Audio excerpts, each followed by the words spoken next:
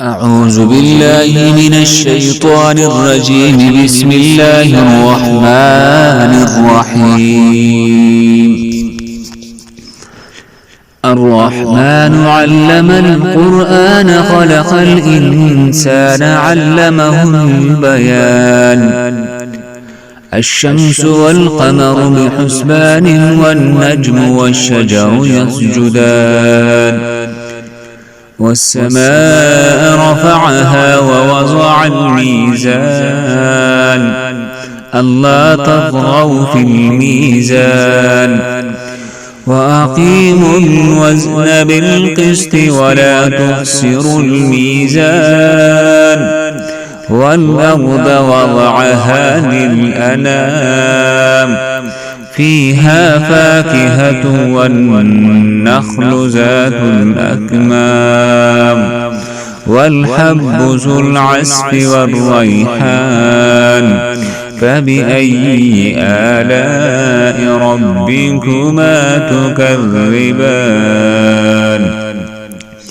خلق الإنسان من صلصال كالفخار وخلق الجان من مارج من نار فبأي آلاء ربكما تكذبان.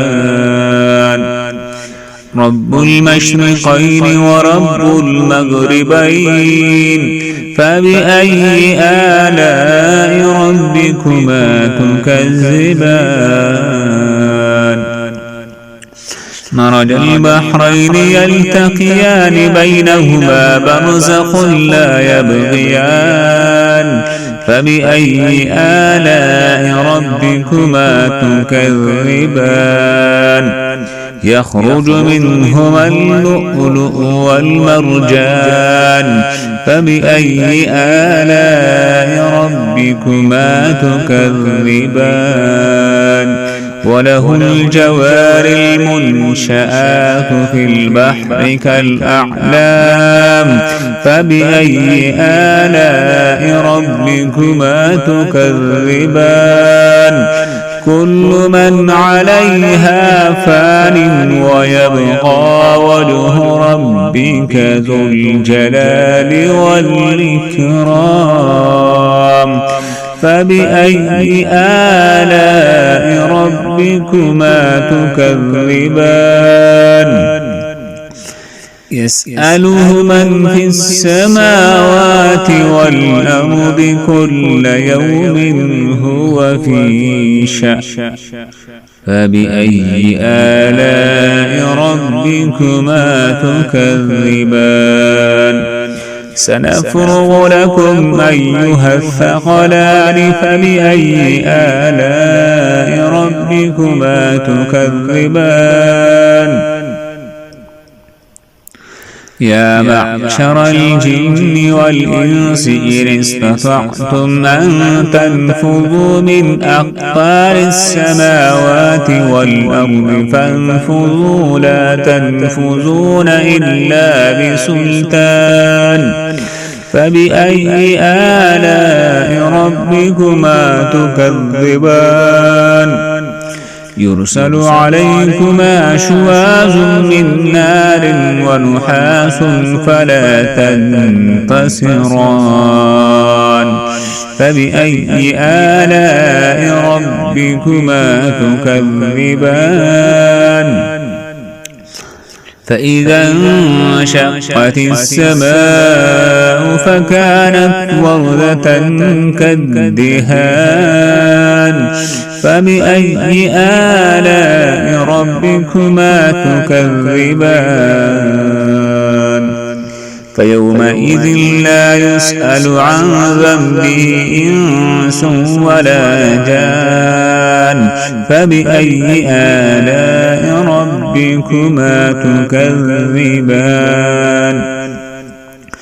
يعرف المجرمون بسيماهم فيؤخذ بالنواصي والأقدام فبأي آلاء ربكما تكذبان.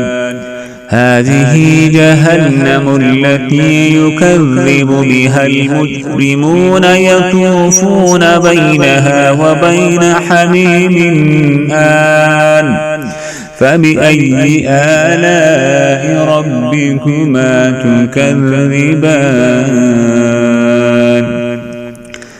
ولمن خاف مقام ربه جنتان فبأي آلاء ربكما تكذبان ذواتا أفنان فبأي آلاء ربكما تكذبان فيهما عينان تجريان فبأي آلاء ربكما تكذبان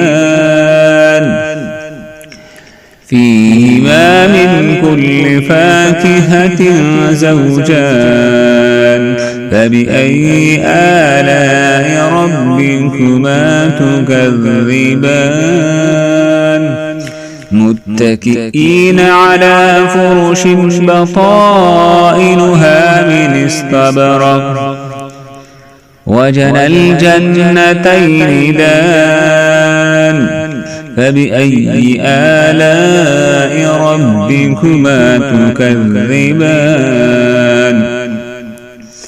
فيهن قاصرات الطرف لم يطمثهن إنس وقبلهم ولا جان فبأي آلاء ربكما تكذبان كأنهن الياقوت والمرجان فبأي آلاء ربكما تكذبان هل جزاء الإحسان إلا الإحسان فبأي آلاء ربكما تكذبان ومن دونهما جنتان فبأي آلاء ربكما تكذبان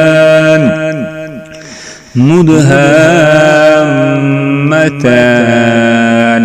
فبأي آلاء ربكما تكذبان فيهما عينان نضاختان فبأي آلاء ربكما تكذبان فيهما فاكهة ونخل ورمان فبأي آلاء ربكما تكذبان